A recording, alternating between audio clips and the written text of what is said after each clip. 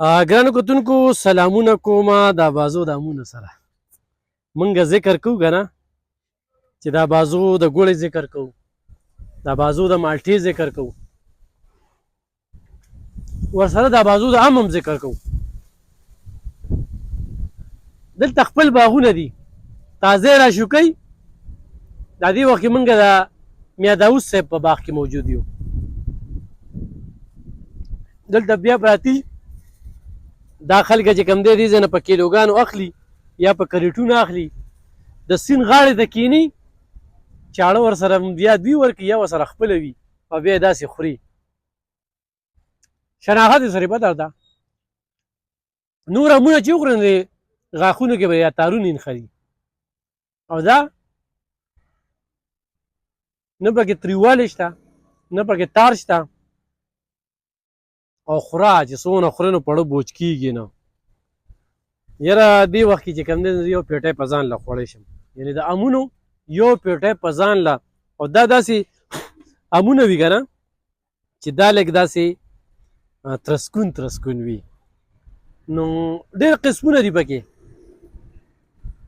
خو بهرحال ستاسو سره خبرولو لپاره چې دا بازو د امونو سیزن راغلی دی.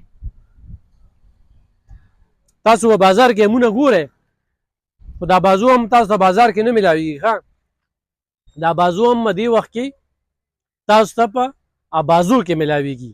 په بازار کې چې تاسو ته میلاویږي نو دا به 15 ورځې پس تاسو ته میلاویږي. دا یاد ساتئ. دا وګورئ جي دې باغ ته وګورئ. دا ام باقاعده د ام بوټي دا شوکماران دي دا شوکۍ بیا نور ملګري چې کوم دی نو پیټۍ ډکوي او ګفټونه د ام ګفټ چې کوم دی دا چې افسر له ویوسې که نه نو وی افسر ورته په ځان نه پیږي نو وی 302 هم دله ملزم وباسي. دې ام کې غورې دا مې یو کمال دی. ښه دا مې ورته غورې یو د راز خبره وکړله چې دا بازو ام چېرته کې چاله د ګفټ کې یوړو. نو ګرانو کتونکو نور مې مقصد څه نه و خو سپیشل دې لپاره رالم خلکو تپوس کوو چې دا بازو هم راغلی دی خو نه یې راغلی نو ما وی چې راغلی دی نو خپله مې نګه ومسکه اورې او دې نه پس به بیا خورمه که نه. نو دا ام چې کوم دی نو دا وي انور ټوله دی انور ټوله د مرور سره به لږې خبرې اترې کوو. مشر نوم دې څه دی؟ زما نوم محمد ضمیر دی جي. ضمیر صاحب څومره وخت نه دلته کې سټال هم لګولي؟ دا خو جي موږ د باغ کې چې کومه دانه پخه شي که نه نو هغه ترې وباسو. نور موږ په دې د بار مال نه خرڅو. د بار مال نه خرڅوي؟ د بار مال پې نه خرڅو جي. خپل د باغ ام پې خرڅو او بس چې رو شو کوو تازه په تازه بس خلک وړي پرېږدي نه. ډېر خلک داسې دي که نه ویې لکه دا بازو هم د دوکم کې او دلته کې دا سټالونه یې لګولي ډک نو باغونو کې خو لا هغه شانتې سرخي هم نه ده راغلې او خلکو دومره پیټۍ لګولي دي.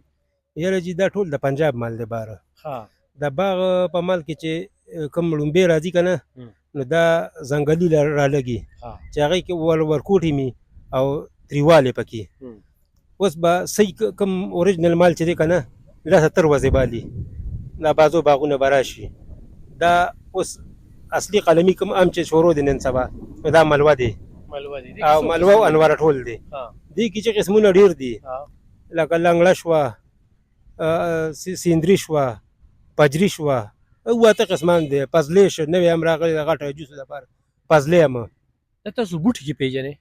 او جي دا یو بوټي خپل دغه یي که نه چونسا دوه سیره لنګړه دا یو خپل بوټي.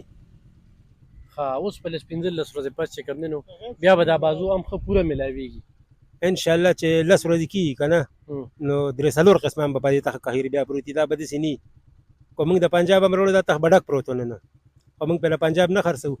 دې ځای بس چې څه پاخه چې راویباسو بس لاس کې ځي. دا د دې ام به داسې شناخت څنګه کوي؟ ما څنګه وویل که نه چې تار نه وي یا داسې دا جي دا باغونه خو نور هم ډېر دي په نورو صوبو کې هم دي که نه. انوره ټول چې جي کوم دی وړوکی دی انوره ټول خو دا مشهور هم دی. دې کې تار نشته او دې ته وایي د امونو باچا. دا د امونو باچا دی. بیا په خوږوالي کې چې دی زیات خوږ چې دا چونسه دی چونسه هم او دوه سیره چې کوم دی که نه چې دا داسې هم دی اوږو دي.